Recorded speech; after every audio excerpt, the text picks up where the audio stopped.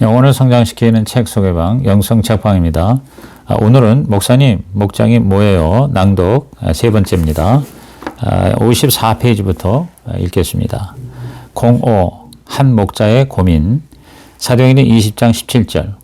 바울이 밀레도에서 사람을 에베소로 보내어 장로들을 청하니 오매 그들에게 말하되 아시아에 들어온 첫날부터 지금까지 내가 항상 여러분 가운데에서 어떻게 행하였는지를 여러분도 아는 바니 곧 모든 겸손과 눈물이며 유대인의 간계로 말미암아 당한 시험을 참고 주를 섬긴 것과 유익한 것은 무엇이든지 공중 앞에서나 각 집에서나 거리낌 없이 여러분에게 전하여 가르치고 유대인과 헬라인들에게 하나님에 대한 회개와 우리 주 예수 그리스도에 대한 믿음을 증언한 것이라. 보라, 이제 나는 성령에 매여 예루살렘으로 가는데 거기서 무슨 일을 당하는지 알지 못하노라. 오직 성령이 각 성에서 내게 증언하여 결박과 환난이 나를 기다린다 하시나 내가 달려갈 길과 주 예수께 받은 사명 곧 하나님의 은혜의 복음을 증언하는 일을 마치려 하면은 나의 생명조차 조금도 귀한 것으로 여기지 아니하노라. 한 목자의 목장 일기에 이렇게 쓰여 있었습니다. 1. 뭐뭐와 뭐뭐 앞에서 만나 얘기함 영화봄. 월요일 뭐뭐뭐 자매 시내에서 만나 얘기함 식사 수련회 권면함 양육 다시 시작하기로 함. 화 뭐뭐 자매 신방 집 만나서 얘기함 예배 모임 권면 나온다고 함. 금 뭐뭐 신방 두 차례 친구네 집에 갔다고 함. 뭐뭐 엄마 만남 목장 모임 후 편지와 설교 테이프 간식 함께 집에 놓고 옴. 이 목자는 지난주에도 나오지 않은 몇몇 목원들을 신방했습니다. 그러나 그들은 여전히 나오지 않았습니다. 놀러도 가고 데이트도 하고 쇼핑도 하지만 목장 모임이나 교회에는 여전히 나오지 않았습니다.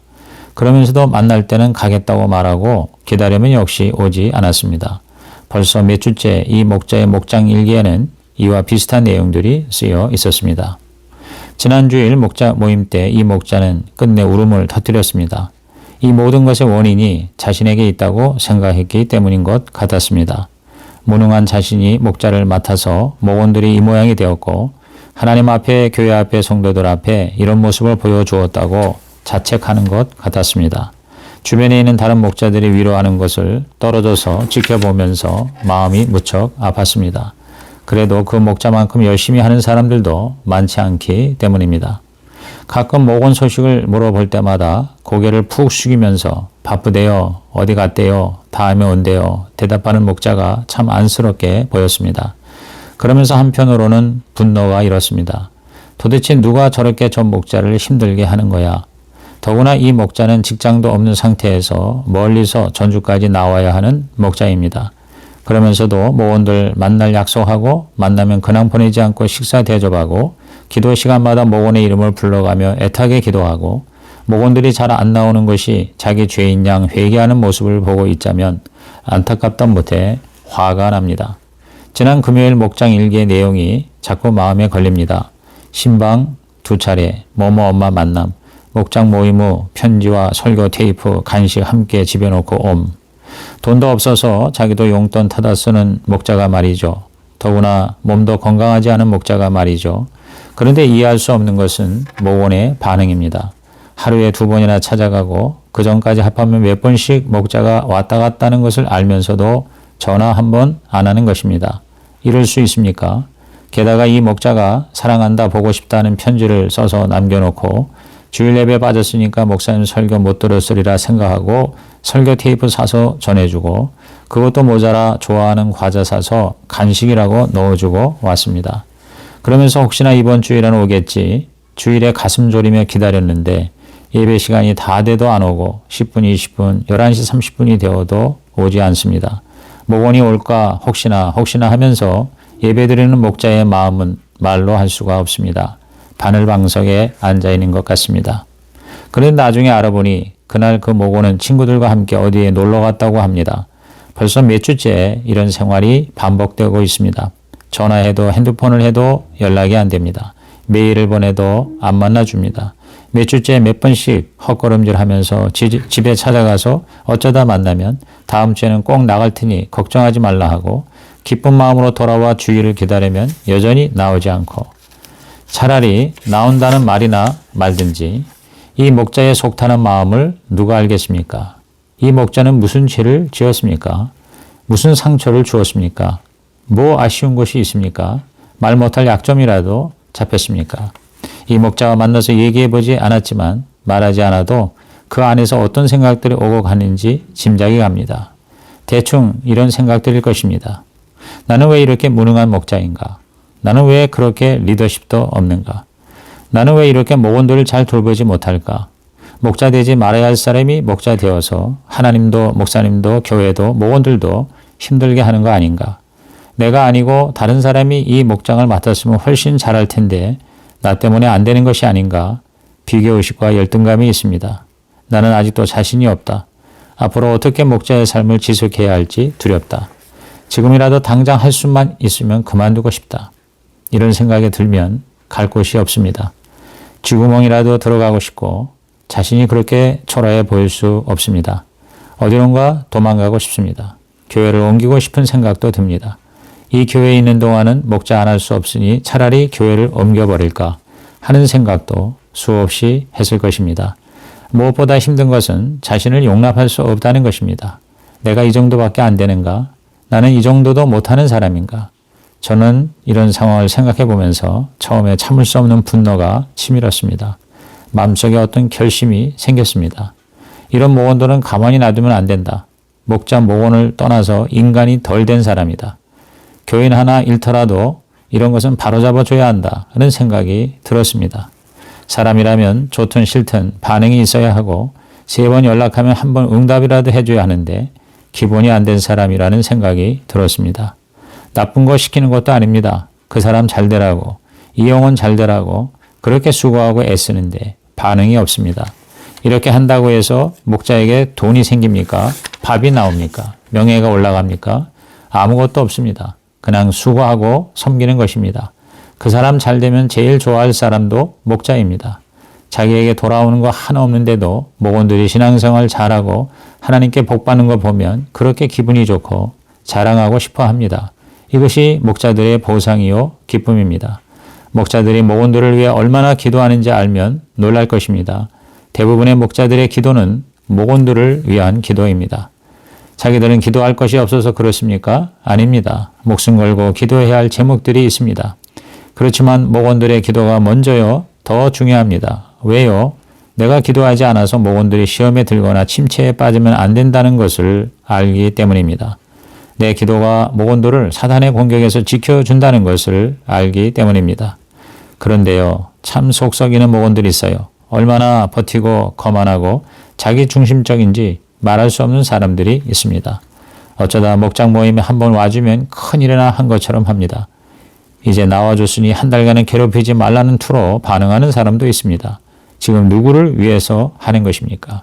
정말 눈코 뜰 새 없이 바쁘다면 이해합니다. 친구 만날 것, 영화 볼 것, 아르바이트, 데이트, 쇼핑은 다 하면서 유독 목장 모임 할 시간만 없습니다. 목장 모임에 우선순위를 두지 않는다는 것입니다. 중요하게 생각지 않고 있다는 것입니다. 다른 일 다 하고 목장 모임 생각하니 시간이 나겠어요? 그러니 안 되는 것입니다.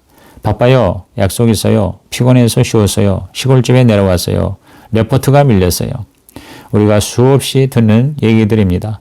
저는 이 목자의 눈물을 보고 더 이상 가만히 있으면 안 되겠다는 생각을 했습니다. 저렇게 대가 세고 자기 중심적인 사람들은 부드러운 방법으로는 안 된다는 생각을 했습니다.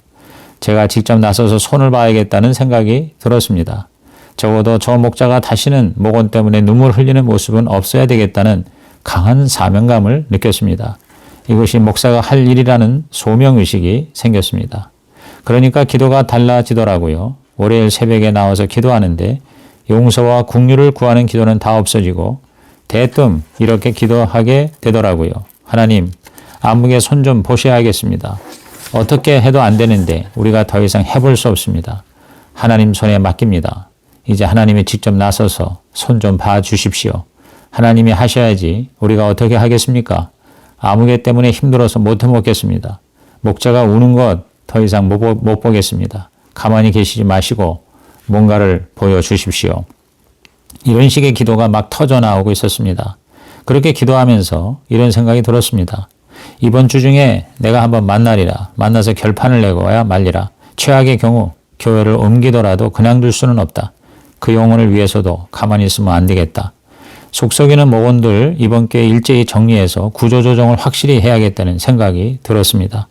이렇게 할 생각을 했습니다. 목자들에게 연락해서 속썩이는 사람들 명단을 받고 이번에 한 사람씩 만나서 확실하게 실력을 보여줘야겠다.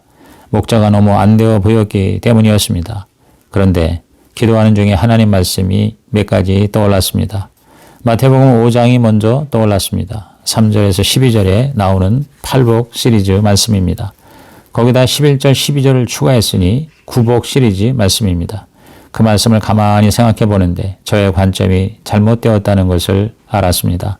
이전까지만 해도 목자가 그렇게 불쌍해 보이고 속썩이는 목원들이 미워 보였는데 아니었습니다. 관점이 틀렸습니다. 하나님의 관점에서 볼 때 그 목자야말로 가장 복된 사람이었습니다. 마태오 5장 4절에 애통하는 자는 복이 있나니 저희가 위로를 받을 것이요 했는데 목원들 때문에 눈물을 흘렸으니 이제 하나님의 위로를 경험하게 될 것입니다. 그러니 얼마나 복받는 사람입니까? 마태 10장 41절 선지자의 이름으로 선지자를 영접하는 자는 선지자의 상을 받을 것이요 의인의 이름으로 의인을 영접하는 자는 의인의 상을 받을 것이요 또 누구든지 제자의 이름으로 이 소자 중 하나에게 냉수 한 그릇이라도 주는 자는 내가 진실로 너에게 이르노니 그 사람이 결단코 상을 잃지 아니하리라 했는데 목자가 주님의 이름으로 식사 사고 간식 사다 주었으니 하나님 앞에 가서 받을 상이 무척 크고 이사야 40장 28절 너는 알지 못하였느냐 듣지 못하였느냐 영원하신 하나님 여호와 땅끝까지 창조하신 자는 피곤치 아니하시며 곤비치 아니하시며 명철이 한이 없으시며 피곤한 자에게는 능력을 주시며 무능한 자에게는 힘을 더하시나니 하셨으니 무능하다고 느끼는 목자에게 하나님이 힘을 더해 주실 것이요 조금 있으면 능력 있는 목자라는 칭찬 들을 것이니까 기대되어 좋고 고린도후서 12장 9절 내게 이르시기를 내 은혜가 내게 족하도다 이는 내 능력이 약한 데서 온전하여 짐이라 하신지라 이러므로 도리어 크게 기뻐함으로 나의 여러 약한 것들에 대하여 자랑하리니 이는 그리스도의 능력으로 내게 머물게 하려 함이라 그러므로 내가 그리스도를 위하여 약한 것들과 능력과 궁핍과 핍박과 곤란을 기뻐하노니 이는 내가 약할 그때에 곧 강함이니라 했으니 자신의 부족함, 나약함을 통해 더 큰 하나님의 능력을 체험하게 되었으니 좋고 오히려 이런 약한 자신의 모습을 통해 더 강해지는 은혜를 경험하게 되어서 좋고 고린도전서 1장 27절 그러나 하나님께서 세상에 미련한 것들을 택하사 지혜 있는 자들을 부끄럽게 하려 하시고 세상에 약한 것들을 택하사 강한 것들을 부끄럽게 하려 하시며 하나님께서 세상에 천한 것들과 멸시받는 것들과 없는 것들을 택하사 있는 것들을 폐하려 하시나니 이는 아무 육체라도 하나님 앞에서 자랑하지 못하게 하려 하심이라 하셨으니 자신이 미련한 목자요 약한 목자요 부족한 목자라는 사실이 오히려 좋고 이렇게 약하고 미련한 것들을 택하여 하나님이 영광 받으신다는 사실이 좋고 계시록 3장 8절 볼지어다 내가 내 앞에 열린 문을 두었으되 능히 닫을 사람이 없으리라 내가 내 행위를 아노니 내가 적은 능력을 가지고도 내 말을 지키며 내 이름을 배반치 아니하였도다. 보라 사단의 회 곧 자칭 유대인이라 하나 그렇지 않고 거짓말하는 자들 중에서 며칠 내게 주어 저희로 와서 내 발 앞에 절하게 하고 내가 너를 사랑하는 줄을 알게 하리라. 내가 나의 인내의 말씀을 지켰은즉 내가 또한 너를 지키어 시험의 때를 면하게 하리니 이는 장차 온 세상에 임하여 땅에 거하는 자들을 시험할 때라. 내가 속히 임하리니 내가 가진 것을 굳게 잡아 아무나 내 면류관을 빼앗지 못하게 하라. 이기는 자는 내 하나님 성전의 기둥이 되게 하리니 그가 결코 다시 나가지 아니하리라.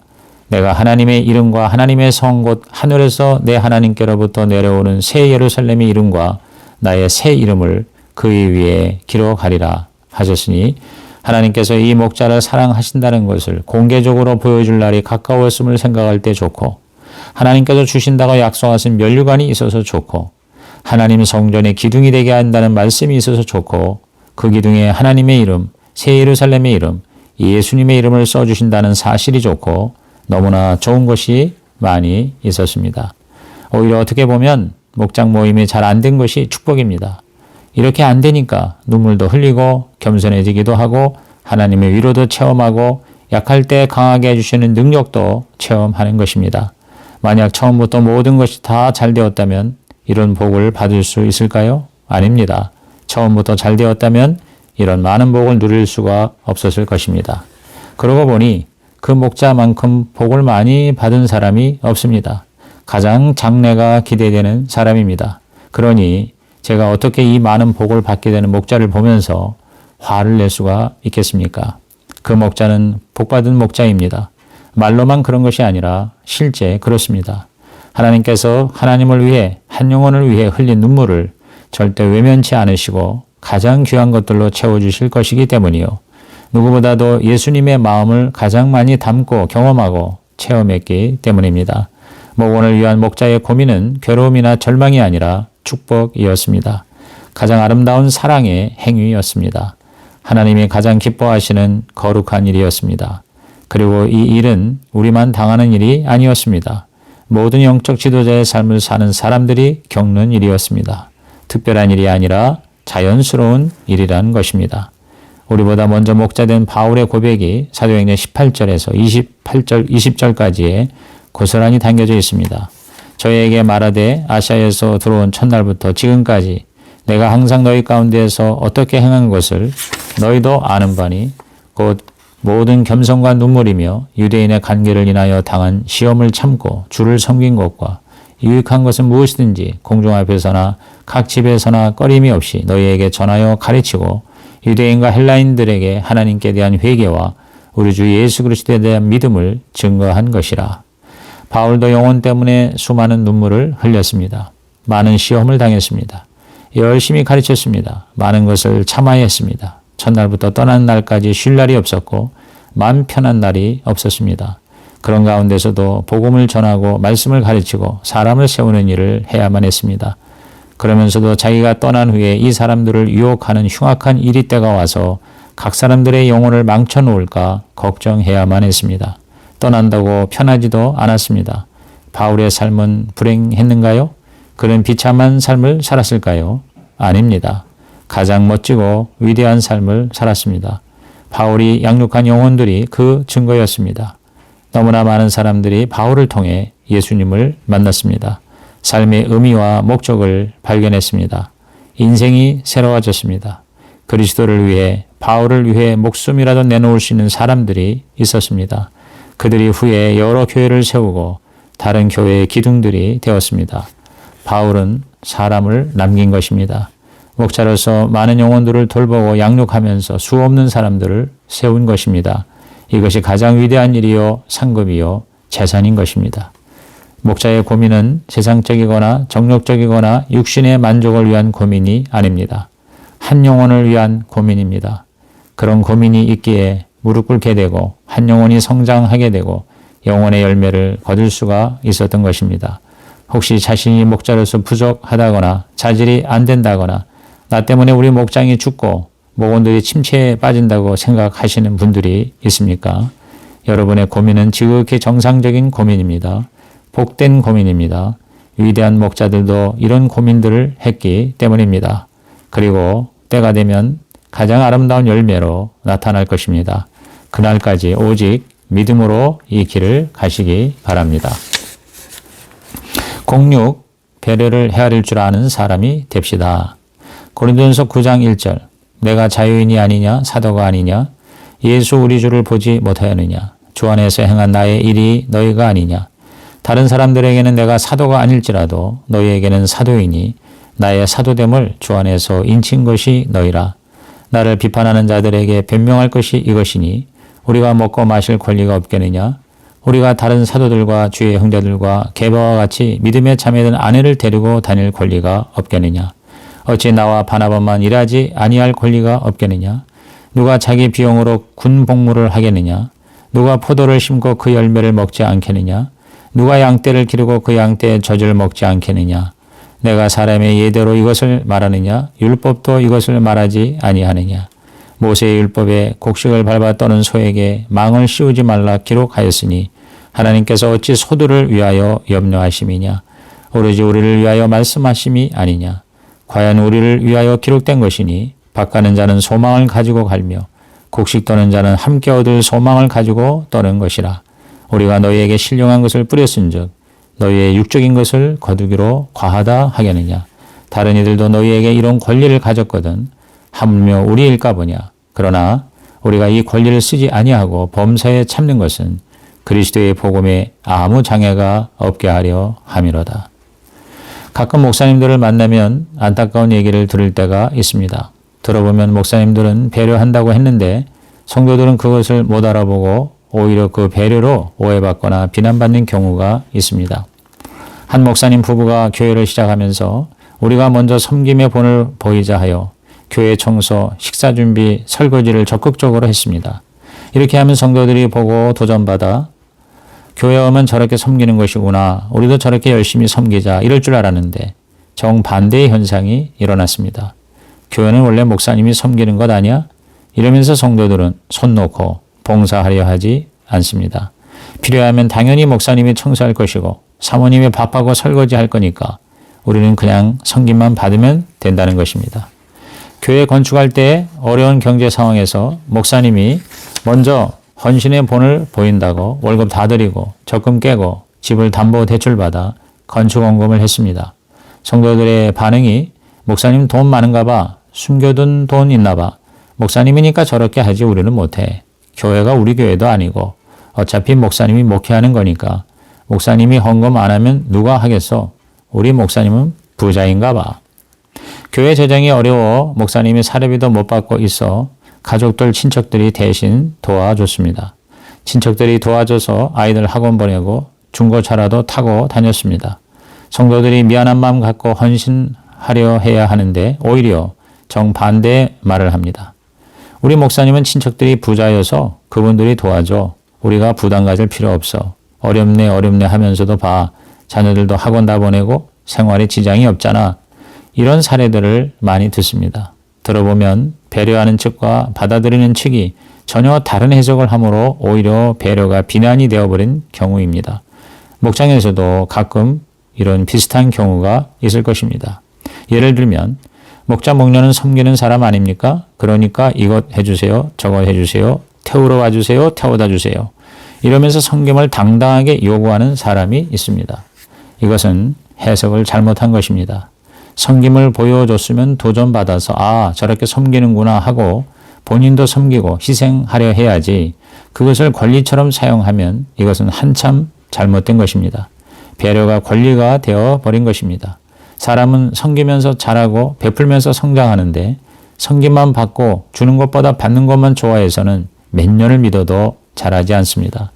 목장에서 섬겨주는 것, 들어주는 것은 당신도 이렇게 해야 한다는 배려지 나는 그렇게 섬김받을 자격이 있다는 권리가 아닙니다.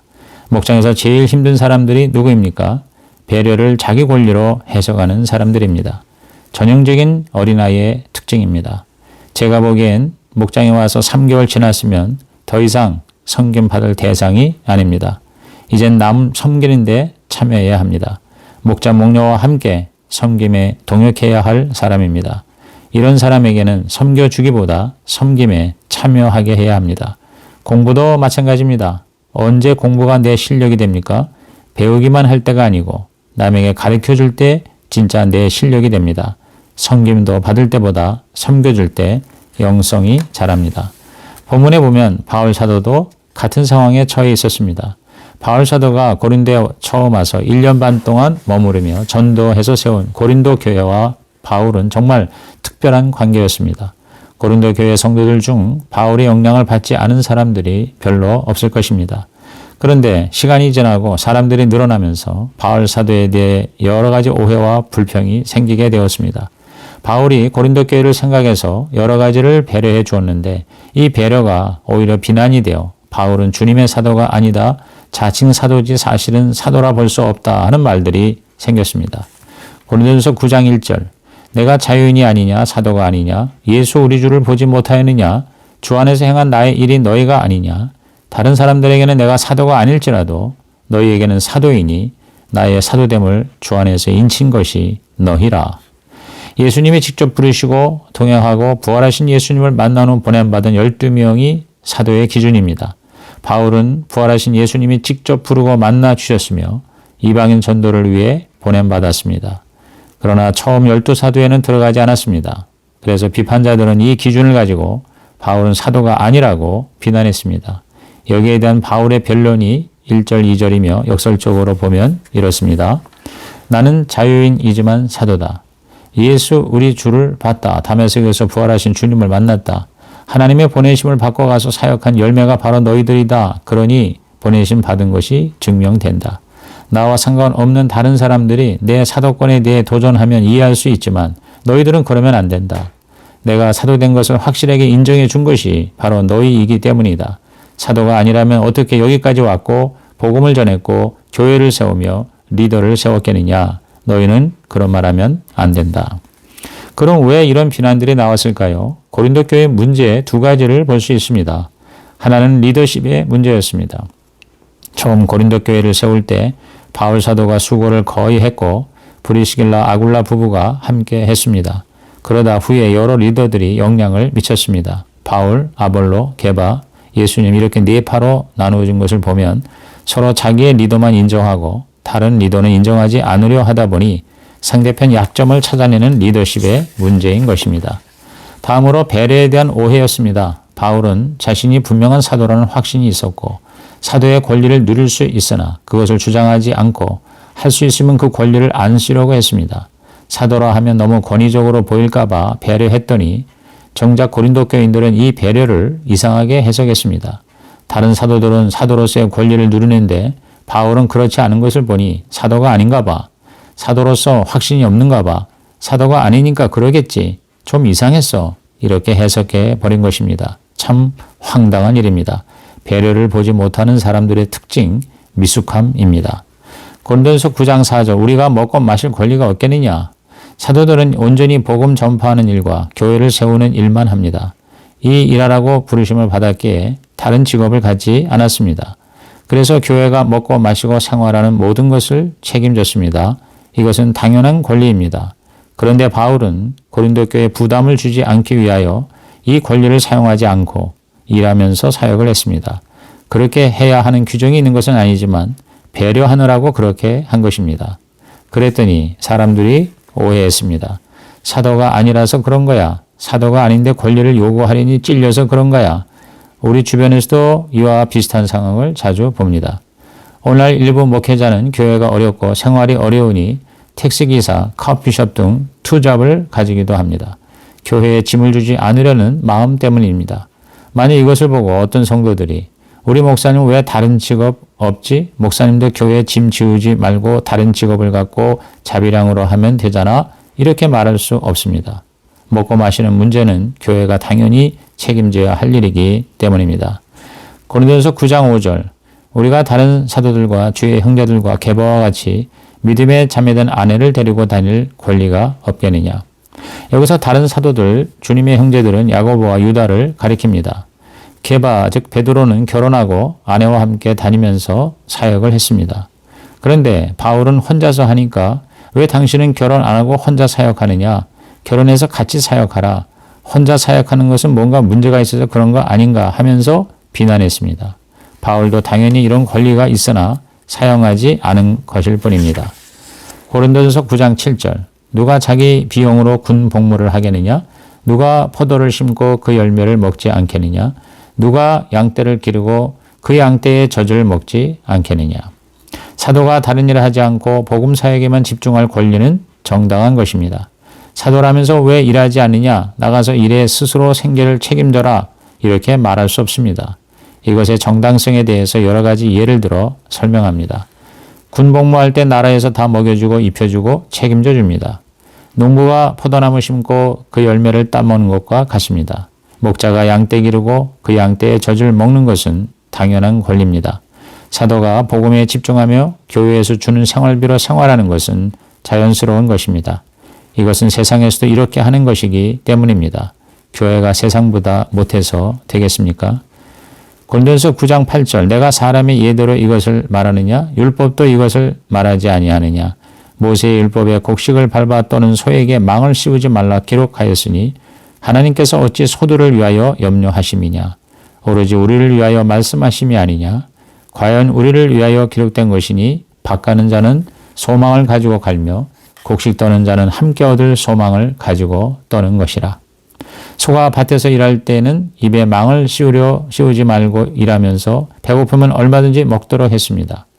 그런 하나님이 율법에 이런 말씀을 할 때 소를 비유로 해서 말씀을 설명한 것이지 정말 소가 염려되어 이런 말을 했겠습니까? 사역하는 사람을 위해서 하신 말씀입니다. 사도가 교회에서 생활비를 받는 것은 마치 농부가 밭 갈면서 수확의 소망으로 하는 것과 같고 농부가 추수할 때 그것을 얻을 소망을 갖는 것은 자연스러운 것인 것처럼 하나님의 율법에도 이것을 정당하다 주장하고 있습니다. 고린도전서 9장 11절 우리가 너희에게 신령한 것을 뿌렸은즉 너희의 육적인 것을 거두기로 과하다 하겠느냐 성전의 일을 하는 이들은 성전에서 나는 것을 먹으며 제단에서 섬기는 이들은 제단과 함께 나누는 것을 너희가 알지 못하느냐 이와 같이 주께서도 복음 전하는 자들이 복음으로 말미암아 살리라 명하셨느니라. 신령한 것 복음을 뿌렸으니 육적인 것 의식주 문제를 거둔 데에서 잘못된 것은 아닙니다. 교역자는 교인들의 영적인 생활을 책임지고 교인들은 교역자의 육적 생활을 책임지는 것은 당연한 것입니다. 다른 성경 구절에서도 이런 언급이 많이 나옵니다. 갈라디아서 6장 6절 가르침을 받는 자는 말씀을 가르치는 자와 모든 좋은 것을 함께하라. 로마서 15장 27절 저희가 기뻐서 하였거니와 또한 저희는 그들에게 빚진 자니 만일 이방인들이 그들의 영적인 것을 나눠 가졌으면 육적인 것으로 그들을 섬기는 것이 마땅하니라. 성전의 일을 하는 자들은 성전에서 나는 것을 먹게 되어 있고 제단에서 섬기는 이들은 제단과 함께 제단에 바쳐진 예물을 나누는 것은 구약시대부터 계속되어 온 하나님의 법입니다. 여러 말씀 중 하나를 보면 신명기 18장 1절 레위 사람 제사장과 레위의 온 지파는 이스라엘 중에 분깃도 없고 기업도 없을지니 그들은 여호와의 화제물과 그 기업을 먹을 것이라. 그들이 그들의 형제 중에서 기업을 가지지 않을 것은 여호와께서 그들의 기업이 되심이니 그들에게 말씀하심 같으니라. 제사장이 백성에게서 받을 몫은 이러하니 곧 그 드리는 제물의 소나 양이나 그 앞다리와 두볼과 위라 이것을 제사장에게 줄 것이요 또 내가 처음 거둔 곡식과 포도주와 기름과 내가 처음 깎은 양털을 내가 그에게 줄 것이니 이는 내 하나님 여호와께서 내 모든 지파 중에서 그를 택하여 내시고 그와 그의 자손에게 항상 여호와의 이름으로 서서 섬기게 하셨음이니라. 신약성경에는 또 이렇게 말씀하셨습니다. 고린도전서 9장 14절 이와 같이 주께서도 복음 전하는 자들이 복음으로 말미암아 살리라 명하셨느니라. 마태 10장 10절 여행을 위하여 배낭이나 두보롯이나 신이나 지팡이를 가지지 말라. 이는 일꾼이 자기의 먹을 것 받는 것이 마땅함이라. 누가복음 10장 7절 그 집에 유하며 주는 것을 먹고 마시라. 일꾼이 그 삭슬 받는 것이 마땅하니라. 이 집에서 저 집으로 옮기지 말라. 예수님께서도 복음 전하는 자들이 거기에서 주는 것을 먹고 마시고 누릴 권한이 있음을 말씀하셨습니다. 그러니까 이 모든 것은 지극히 성경적이요 정상적인 것입니다. 그래서 디모데와 디도 같은 바울의 후계자들은 교회의 보수를 받을 권리를 썼고 교회들은 이것을 당연히 수용했습니다. 그렇다면 고린도 교회 설립자인 바울은 오죽이나 이 권리를 쓸 자격이 있지 않겠습니까? 그런데 이 권리를 쓰지 않는 것은 그것이 잘못된 것이어서가 아니라 혹시라도 복음 전도에 걸림이 되지 않도록 일하면서 사역했습니다. 이것은 배려입니다. 그런데 이 배려를 이상하게 생각한 것입니다. 또 바울을 기준으로 모든 사역자들은 각자 자기 직업을 갖고 있으면서 바울처럼 사역해야 한다고 일반화시킬 수 없습니다. 바울 자신이 이렇게 한 것은 배려 차원에서 한 것이지 그렇게 해야만 한다는 법이 있어서가 아니었습니다.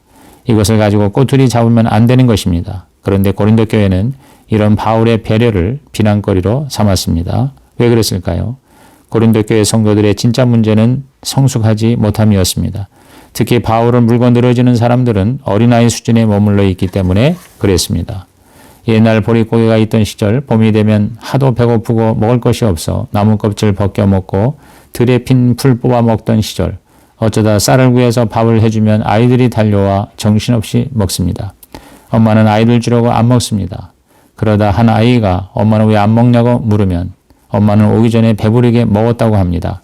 이때 속 없는 아이들은 엄마는 우리 몰래 배부르게 먹었구나 하면서 다 먹어치웁니다. 속 있는 아이들은 조금만 먹고 참으면서 우리도 배불러요 하면서 엄마 것을 남겨놓습니다. 고린도 교인들의 바울 사도 꼬투리 잡기를 들어보면 참 유치하다는 생각이 듭니다. 언제까지 자기 입장에서만 바라보며 받을 생각만 하고 배려를 볼 수 있는 눈과 마음이 없습니다. 목자 목녀가 섬겨주는 것은 목원이 떠날까 봐 아쉬워서가 아닙니다. 약점 잡혀서 그런 것 아닙니다. 시간 남고 돈 많고 여유 있어서 그런 것이 아닙니다. 교회에서 후원하는 것 또한 아닙니다. 가끔 목원 사주려고 자기 것, 아이들 것 못 사주고 절약한 얘기를 들으면 가슴이 아려옵니다. 빠듯한 생활비에서 목원들 사주려고 얼마나 절약하는지 들으면 마음이 숙연해집니다. 이런 얘기들은 목자들끼리만 오고 가는 이야기라 목원들은 절대 모를 겁니다. 왜 이렇게까지 하는 겁니까? 그 영혼 때문입니다. 이렇게라도 섬겨줘야 안 삐지고 웃으면서 목장에 오고 예배 나오고 그러면서 성장하기 때문에 그것 하나 바라고 섬겨주고 사주고 먹여주고 들어주는 것입니다. 나이로 보나 뭐로 보나 그렇게 낮아질 이유가 없습니다. 사서 고생할 필요 없습니다. 그 영혼 때문입니다. 이렇게 배려해 줬는데 그 배려를 자기 권리로 아는 목원들이 있습니다. 왜 나는 안 섬겨주느냐? 왜 내겐 옛날처럼 관심 안 쏟아주느냐? 서운하다. 목장에 나가기 싫다. 목장은 섬기는 것인데 왜 안 섬겨주냐? 태우러 와라. 가라. 이러면 이게 제대로 된 사람입니까? 어느 교회 목자 위로회 때 담임 목사님이 의도적으로 광고한답니다. 목자 목녀들이 그동안 섬기느라 애쓰으니 이제 여러분들도 좀 섬겨보라고. 그동안 1년 내내 또는 몇 년간 섬겼으니 당신들도 좀 섬겨보라고 했더니 아주 풍성하게 섬기더랍니다. 서로가 함께 성장해 가는 것입니다.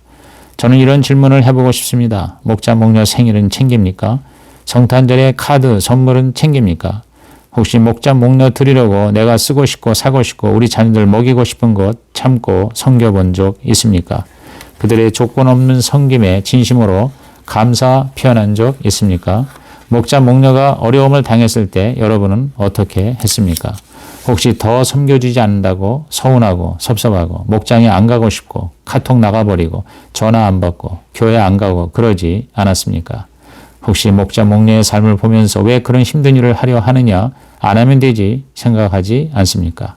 이 말은 예수님 왜 그 힘든 십자가를 지시는가? 안 지시면 되지. 이 말과 똑같은 말입니다. 지극히 이기적인 사람, 어린아이 같은 사람의 말입니다. 예수님이 그 힘든 십자가를 왜 졌습니까? 당신을 구원하려고 진 것입니다. 예수님 때문이 아니라 죄인된 우리 때문입니다. 배려를 헤아릴 줄 아는 사람이 됩시다. 이상 85페이지까지 목장이 무엇입니까? 제3편 낭독 마칩니다.